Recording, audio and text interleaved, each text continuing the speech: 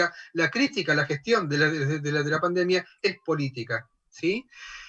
Otra de las cosas que hay que volver a aclarar, parece que se está hablando del virus constantemente, si vamos a buscar el virus, si el virus nos busca a nosotros, cosas así, cuando en realidad el tema es que se ha tendido a olvidar que el problema del virus y de cualquier enfermedad es un tema de la complejidad del fenómeno de salud, y Carrillo tuvo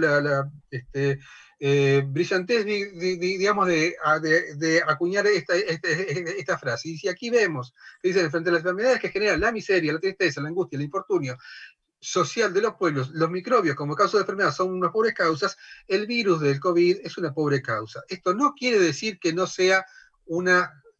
el problema del COVID no sea un tema serio y que esté involucrado un virus y que haya que hacer un montón de cosas. Lo que quiere decir es que esto no se puede encarar como una cuestión vinculada solamente a la biología del virus, porque la salud es un tema social, no es un tema biológico, aunque por supuesto que lo incluye, pero es bastante más que eso. Entonces, tenemos que abordar esto desde digamos, este tipo de aclaraciones que van a atravesar parte de la exposición, que va a ser una referencia a la complejidad y a la idea de que las cosas deben encararse desde una mirada bastante más amplia que enfocarse simplemente o particularmente o excluyentemente con el tema del virus, sino sus condiciones. Y otra cosa que necesito aclarar es que acá no voy a tener tiempo de desarrollar otras cuestiones que, digamos, hablando del mismo tema, hace unos años, la OMS, a principios de este siglo, hizo un desarrollo vinculado con lo que llamó la Comisión de Determinantes Sociales de la Salud. Aquí también tenemos un problema de cómo se adjetivan las cosas, porque nosotros teníamos planteado desde mucho antes el enfoque de la determinación social de la salud, es decir, que la salud se determina socialmente, y resulta que la OMS descubre mucho tiempo después que en realidad hay una cuestión que tiene que ver con la determinantes sociales de la salud, que hace una interpretación pasiva de esas cuestiones, que la pobreza y que la desigualdad y que el racismo, la opresión, todas esas cosas son elementos que ayudan a que la salud sea un problema y no que son causantes de esto. En este sentido, también tenemos que entender que esta pandemia no vino simplemente por un virus que se le dio la gana a aparecer. Este virus viene a aparecer en una pandemia que es la cuarta del siglo, si aceptamos y no discutimos por ahora, porque sería para complejizar más la cuestión, si todas fueran pandemias, cuándo es una pandemia, cuándo la OMS determinó que una cosa era una pandemia y cuándo antes decía que no lo era. Eso no lo vamos a discutir ahora, y lo que voy a decir ahora tampoco tenemos tiempo de discutirlo, pero sí al menos mencionar que esta no será tampoco la última si las cosas siguen así, porque esta se gestionó por el modelo de producción de alimentos que el capitalismo está llevando a límites que no hacen otra cosa que producir más y más enfermedad, cuando encima de todo eso, la producción de alimentos en sí misma es una producción fallida, porque cada vez el alimento es menos alimento, cada vez es menos nutritivo, cada vez cuesta más caro hacerlo. O sea, está fracasando en todo, pero además de fracasar en la producción de alimentos en sí, en el producto de alimentos, además el proceso de hacerlo está causando enfermedad. ¿Sí? Entonces, ese tipo de cosas no tenemos tiempo de discutirlo con amplitud ahora. Nuestro colectivo sanitario en Descarrasco está trabajando sobre el tema desde hace mucho tiempo, y les recomiendo que después consulten algunas de las cosas que estamos haciendo, y también algunos de los autores que voy a mencionar a la brevedad. Esto es lo que la industria farmacéutica factura cada año, y esto lo pongo aquí porque es una cosa que solemos poner en la cátedra, pero lo pongo aquí porque es fundamental ver este condicionamiento que después ocurre, y es lo que mencionaba Claudio hace un rato, lo voy a referenciar también, respecto de qué es lo que pasa con esto, qué peso tiene esto en el condicionamiento de la producción de medicamentos y de vacunas. Entonces, pero este problema ya lo hemos visto un poco con Antonio Ugalde y Nuria Gómez en la clase pasada. Esta distribución de este monto no se hace, por supuesto, en forma igualitaria, sino con diferencias en las regiones del mundo, por supuesto, con una distribución mucho más fuerte en los sectores más poderosos que en los menos. Y nosotros tenemos en este color violeta, que es el 10% de la distribución de recursos para medicamentos, lo cual no es solamente una distribución inequitativa, sino que además es una distribución políticamente sesgada, porque lo que produce Estados Unidos, y esto es lo que vamos a ver un poco más adelante, está referenciado en primer lugar a la epidemiología de Estados Unidos, o del norte en general, pero además de eso, a lo que le conviene y a lo que genera como problemas de enfermedad, como lo vamos a ver un poquito más adelante. Pero esto, encima, tiene alguna otra particularidad, que es que de ese monto de dinero solamente, y Antonio nos corregía esta idea que tenemos nosotros desde hace un tiempo, esta filmina está un poco atrasada, que ya no es ni siquiera el 20% lo que se dedica a investigación y desarrollo, sino que es probablemente entre un 3 y un 15%. O sea que de todo ese dinero, solamente una parte muy pequeña y muy sesgada es la que se dedica a que se inventen medicamentos en beneficio de la población en general, y por supuesto, encima de eso, cuando se inventan medicamentos que son efectivos para la población en general, se lo hace pensando en los problemas de salud que tiene el norte y no en los que tiene el sur. Entonces, también está encima de todo eso que solamente la cuarta parte de eso son medicamentos verdaderamente innovadores, porque el resto de la investigación está sesgada también a producir en forma de fábrica de chorizos, como decimos acá, medicamentos que son similares a los anteriores, por lo cual la investigación se hace acotada, mucho más barata y sencilla, ¿sí? La producción de digamos, bloqueadores de la bomba de hidrógeno es un ejemplo, como se empezó con el omeprazol y después son todos similares, pero que la investigación del pantoprazol, esoprazol y todo lo demás es mucho más sencilla, más rápida y saca dinero mucho más rápido. Y ese es el interés de la industria. Aquí tenemos una evolución con una proyección. Esto fue hecho el año pasado. Esto se va a corregir con las cuestiones que están pasando con el tema del COVID, por supuesto, porque están ganando mucho más dinero ahora las farmacéuticas, pero se preveía ya este aumento, como se ve cada vez más intenso en cuanto a la ganancia de las farmacéuticas. Y nos lleva a la célebre frase de Henry Hudson, que cuando en el 76 fue esto, cuando fue nombrado director de Merck, dijo que quería que Merck se pareciera más al fabricante de chicles Wrigley, que durante mucho tiempo había sido su sueño fabricar medicamentos para personas sanas, para que Merck pudiera venderlos a todos, y que todos nos transformaríamos en consumidores. Dicho sea de paso, algo que pasó quizá desapercibido para muchos de nosotros, en el año 96, acá en Argentina, hubo una reforma de la Constitución, y nos transformó, por una delicadeza que tiene, en consumidores. ¿Sí? Nosotros tenemos derecho a la salud como consumidores, no como ciudadanos, no como sujetos, no como otra cosa que consumidores. La única vez que se refiere a la salud, la Constitución argentina, es cuando se habla del derecho de los consumidores a tener un buen servicio. Así que nos ha reducido a eso, no a sujetos, como vuelvo a decir. La única vez que habla de salud la Constitución argentina es cuando se hace una referencia, la única vez que habla de enfermedad en la Constitución argentina es cuando se habla de lo que hay que hacer si el presidente se enferma. Es decir, el resto no tenemos importancia. Esta sería una forma de que Hansen hubiera imaginado el mundo, una distribución así de lo que cada uno gastaría. Esto nos lleva a la idea de que hay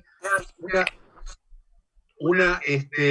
determinación de la enfermedad por parte de la industria, porque, insisto, lo desarrollo un poquito más, la cuestión del peso de la industria, que es una de las tres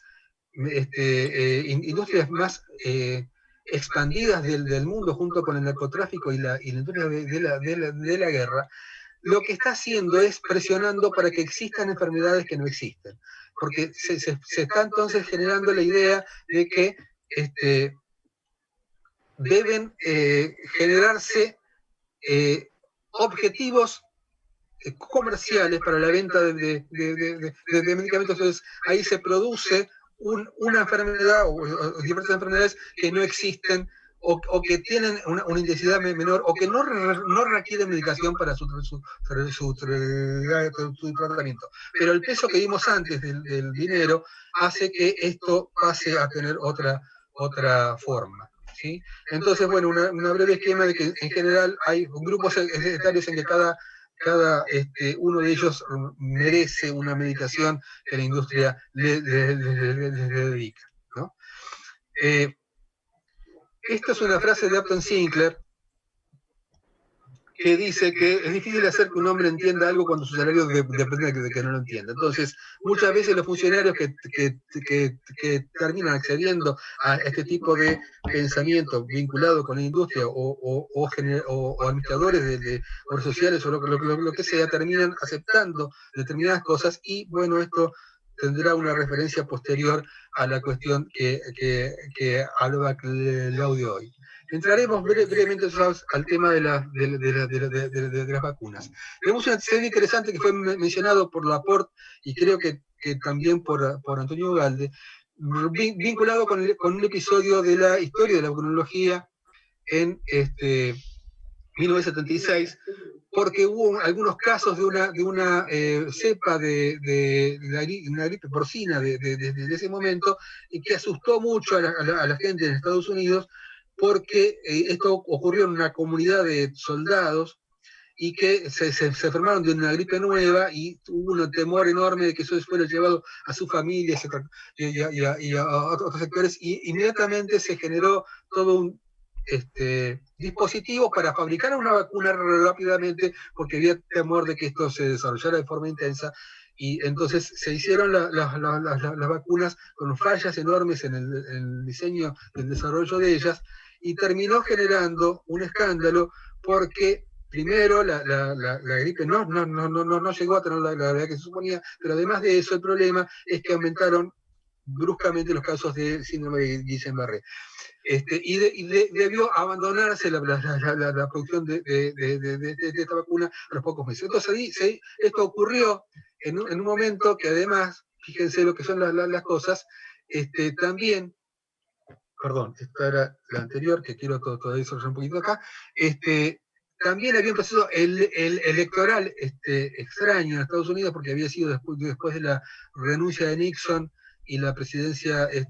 vicaria de Gerald Ford, y entonces entró en la campaña electoral. No sé si a ustedes les suena esto de que una producción de una vacuna haya entrado en la campaña electoral en Estados Unidos. Los comentarios posteriores acerca de esto es que el síndrome de Guillain-Barré apenas si se había duplicado con el uso de la vacuna,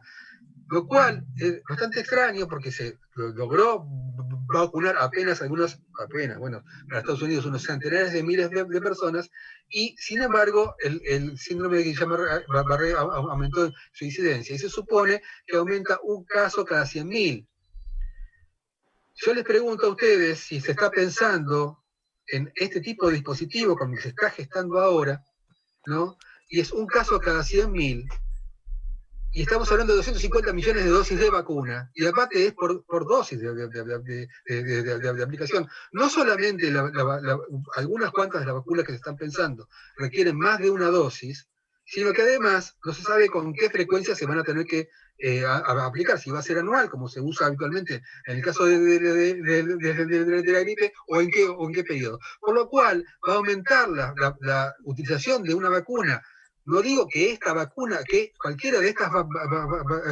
vacunas vaya a generar el síndrome de Guillain-Barré, estoy hablando simplemente del riesgo de que aparezcan este tipo de cosas como apareció en el caso de la gripe del cerdo en 1966, y aumentar a esto en un grado que si esto se da, no en las dimensiones que pasó en el 76, en las que se piensan ahora, que son millones y millones de dosis de vacuna, imagínense lo que va a pasar. Y esto no es algo, bueno, acá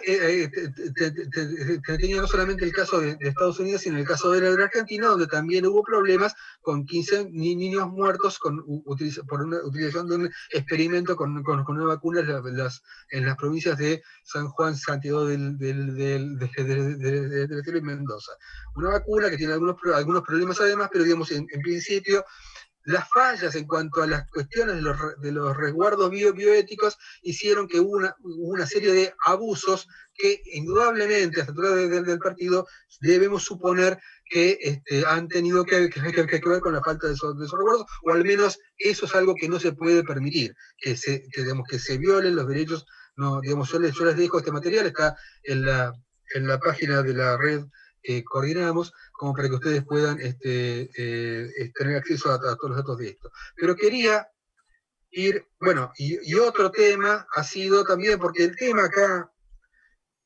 es que se está hablando continuamente de la vacuna, y que lo otro que hay, aparte de la vacuna, son los antivacunas, ¿sí? Como si fuera que hubiera una sola entidad benéfica, bondadosa, genial, maravillosa, que es la vacuna, ¿sí? Y todo lo demás, lo que discute alguna cosa, por ejemplo, los 15 niños que murieron por el experimento en la vacuna en las provincias argentinas, serían algo que es de gente delirante que no acepta los progresos de la ciencia. Los progresos de la ciencia están muy bien cuando están pensados para beneficio de las personas, y hay una cantidad enorme de vacunas indispensables, otras maravillosas, y otras habrá en el futuro, y probablemente quizá ahora mismo se estén desarrollando, pero eso no quiere decir que el hecho de que algo se llame vacuna sea de por sí bueno. Este es el caso de la vacuna contra el dengue, que se viene hablando desde hace mucho tiempo. Se desarrolló una vacuna, se ensayó, se empezó a indicar en Filipinas hace poco, un año y medio, 2 años, y no se, digamos, a ver, se hizo todo el desarrollo de la vacuna, se aprobó por las autoridades pertinentes de todo eso, y no se percibió que generaba un pequeño inconveniente, y era que, en muchos casos, al darse la vacuna, esto generaba una situación similar a la primera infección por dengue, y entonces, si aparecía otra, el dengue podía ser mortal. O sea que la vacuna inducía a la posibilidad de muerte por dengue. O sea que no estaba haciendo exactamente lo que uno supone que debe ser una vacuna. Para no mencionar otra serie de casos que también son importantes, de vacunas que son fundamentales, como con la vacuna Sabin, que es fundamental y que, digamos, ha controlado en forma bastante efectiva la polio en buena parte del mundo, en casi todo el mundo, pero que también, cuando esto se usa de forma inadecuada, ha generado también epidemias o focos o brotes de epidemia en Kenia, en Siria, en varios lugares, porque se ha usado la vacuna suponiendo, insisto, en que es una sola cosa la vacuna, y resulta que cuando usas un virus atenuado en una población que está diezmada con miles de problemas, ese virus atenuado puede ser lo suficientemente fuerte como para producir un brote de polio. La misma vacuna que diste para evitarlo. Cuando se han investigado estas últimas veces, algunas de las investigado, muchas veces no se ha logrado, digamos, pero se han investigado vacunas para algunas de las pandemias que ha habido este siglo. Esto acá se está comparando la curva de cuando empiezan los primeros casos, cuando aumentan los casos, y cuando entonces esto produce un interés de la industria para desarrollar las vacunas. Cuando esto ocurre, pueden pasar dos cosas: o que se encuentre rápidamente alguna solución al problema que se quiere, o que no se consiga. Si no se consigue en un plazo adecuado, lo que suele pasar es que se me trabe el PowerPoint y no puedo, ahí está. Comparar con la inversión que se ha tenido sobre estas situaciones, y cuando el pico pasa, la inversión cae. Esto me hace acordar a una vieja propaganda, pero no lo vamos a mencionar acá. Digamos, cuando el pico cae, el interés de la industria baja, porque ya no hay esta idea de introducir en el mercado un producto con condiciones cada vez más favorables a que no se tengan los cuidados que se deben tener. Entonces, cuando ya el riesgo no permite, discúlpenme la expresión, la extorsión a la población porque ha bajado el pánico, entonces en esos casos el interés disminuye y dejan de aportar. Esto es lo que generalmente se utilizaba para las diferentes fases de la vacuna. La parte de arriba de la filmina, la de abajo, ustedes ven cuando estamos hablando de COVID y se piensa que se puede hacer en 12 meses, se achican las fases, se solapan y se termina generando este tipo de situación como la que se fue hablada al principio. Uno de los sectores que más está influyendo en el modelo de producción de vacunas en este momento es lo que tiene que ver con la Fundación Bill y Melinda Gates, y que han sido ya desde hace bastantes años los que están financiando la mayoría de los programas de la OMS. Ustedes saben que la OMS dejó de ser hace ya tiempo una agencia internacional mediada o organizada en función de los aportes de los estados, y ha pasado el 70% de su presupuesto se basa en ONGs, y de ese 70% más de la mitad depende de la Fundación Bill y Melinda Gates, que lo que hacen es generar, en todo caso, una serie de condiciones para que sus negocios sean los que son.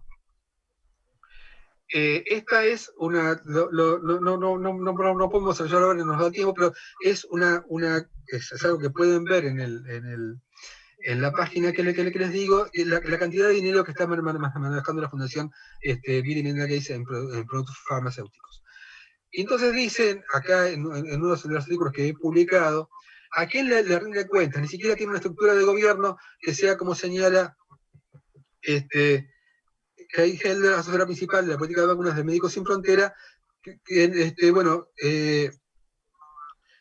la información procedente de la Fundación Gates es escasa, no están dando información, en general lo que hacen es secreto o con una dificultad para acceder a la información. Y las prioridades de Gates en el desarrollo y distribución de la vacuna COVID, dice, son cada vez más las prioridades del mundo, ya que instituciones multilaterales como la Organización Mundial de Salud han cedido el liderazgo en grupos de asociaciones público-privadas donde Gates proporciona fondos clave. Estamos viendo entonces que esto está basado en que sea un producto farmacéutico producido en función de la industria privada, y que entonces se generen los problemas que estamos viendo. Bueno, esta es una referencia al amigo Bill Gates, que tenemos digamos, la idea de, en todo caso, homenajear a su autor, que falleció hace poquito. Discúlpenme, pero yo creo en este postulado de Pino y los millonarios, creo que alguna cosa han hecho para que esto se lleguen al punto donde llegar. Estas son las fases, perdón, debería haberlo dicho antes, pero bueno, estas son las fases de las vacunas que están en investigación. Por ahora estamos así, 27 en la fase 1, 15 en la fase 2, 9 en la fase 3, y por ahora ninguna está aprobada. Esto para que tengamos un panorama de cómo estamos. Yo les recomiendo, para lo que dije al principio, de la situación que ha producido estas pandemias, que consulten a gente como Silvia Rivero. Aquí hay un artículo donde ella además desarrolla el riesgo que hay en la mayoría de las vacunas que se están generando, que son estas, y esto haría referencia a lo que dijimos antes sobre el síndrome de Guillain-Barré. No porque sea ese síndrome en particular, que no sabemos, sí ha habido por lo menos 2 casos de meningitis transversa en la vacuna de AstraZeneca, pero existe entonces una cierta posibilidad, evidentemente, y por algo se hacen las pruebas, y por eso estamos en esta fase de investigación, para que estos riesgos deban ser atendidos. Pero esto no es solamente eso, sino que además este proceso de investigación, producción, primera vez en la historia que yo sepa que se está produciendo a la par que se está en la fase 3, millones de dosis, no algunas dosis, millones de dosis de forma paralela a la fase 3 sin que se sepa qué va a pasar con esa vacuna. Yo les pregunto, 250 millones de dosis de vacunas, si termina fracasando la vacuna, ¿se van a tirar? O el problema que decíamos antes de Bill Gates, en cuanto a la falta de transparencia en sus datos, se va a mantener y se va a entrar a sugerir. Otra de las cosas que pasa es que estas vacunas ya han sido admitidas, que van a ser aprobadas solamente con el 50% de efectividad. Con que se alcance esa efectividad, alcanzará para que sean aprobadas. Es decir, desde que 100 personas, 50 probablemente tengan algún tipo de protección y otras 50 probablemente nada. Y si estamos viendo que además hay algunos riesgos, tenemos que considerar a ver hasta qué punto la construcción de esto es adecuada. Pero además, en el artículo de Silvia Rivero y en varios más que están en la página, hay un investigador argentino, Matías Blaustein, que ha hecho un desarrollo interesante sobre el tema, están las advertencias acerca de qué tipo de vacunas son estas, que son novedosas, nunca se usaron antes, y que no sabemos las consecuencias que va a tener la introducción del ARN o del ADN para que produzca este tipo de efecto en el organismo, modificando la capacidad del organismo de producir sus propios anticuerpos. Una cosa es el estímulo que las vacunas tradicionales tienen para que se reciba el antígeno del virus, para que esto se estimule para la producción, y otra cosa es generar este tipo de experimentos en enorme escala, sin antecedentes y que no sabemos las consecuencias que va a tener.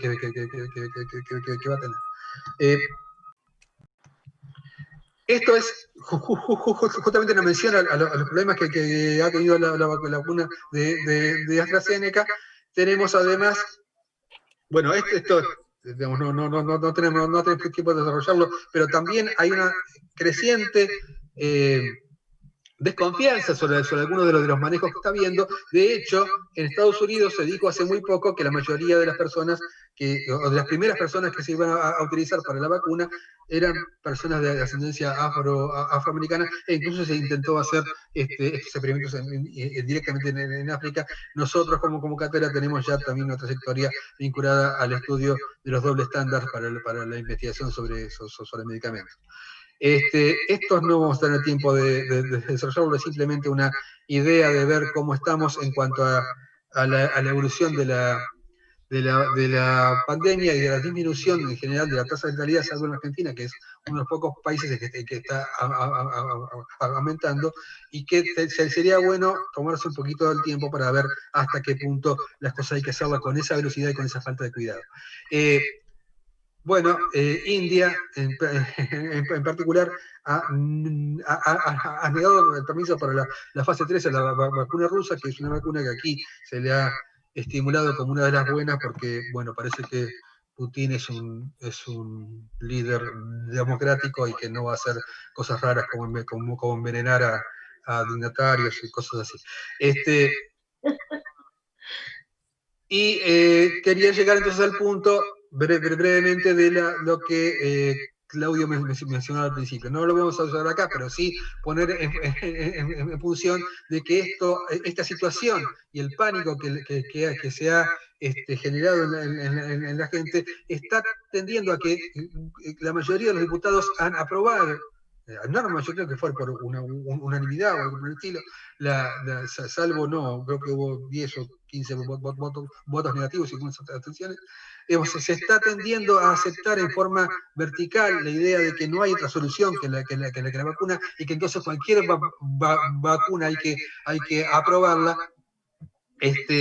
porque esto sería la salvación. Yo vuelvo a decir, las vacunas son fundamentales, hay vacunas geniales, hay vacunas indispensables, y estaríamos muy mal si un grupo de vacunas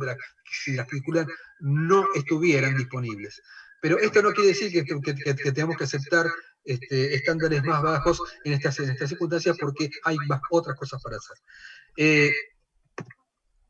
Por ejemplo, que me ande esto. Ahí está. Yo no lo voy a poner acá, está en la página. Esto pasó en el 2017, cuando Macri hizo un decreto por el cual se disminuía a menos de la mitad del tiempo en que el ANMAT iba a estudiar los protocolos de investigación, y que si no lograba aprobarlos, mágicamente el protocolo se aprobaba automáticamente. Estamos cerca de ese tipo de dispositivos, cerca de ese tipo de lógica. Aceptar que las cosas, si no se demuestra que son horribles, en todo caso hay que aceptarlas, porque estamos en una situación en la que hay que permitirlo. Digo, la lógica es exactamente la misma, no creo que haya mucho que discutir en ese sentido. Entonces, para quien diga que uno es un pesimista, no, miren, pesimista en todo caso es aquel que se cayó acá. Nosotros seguimos agarrados de la cuerda. Esto es otro homenaje a Quino. Y esto quería cerrar con esta frase de mi amigo Mark Twain: es más fácil engañar a la gente que convencerla que sea engañada. Bueno, muchas gracias. Estamos para las preguntas y cualquier debate que pueda surgir de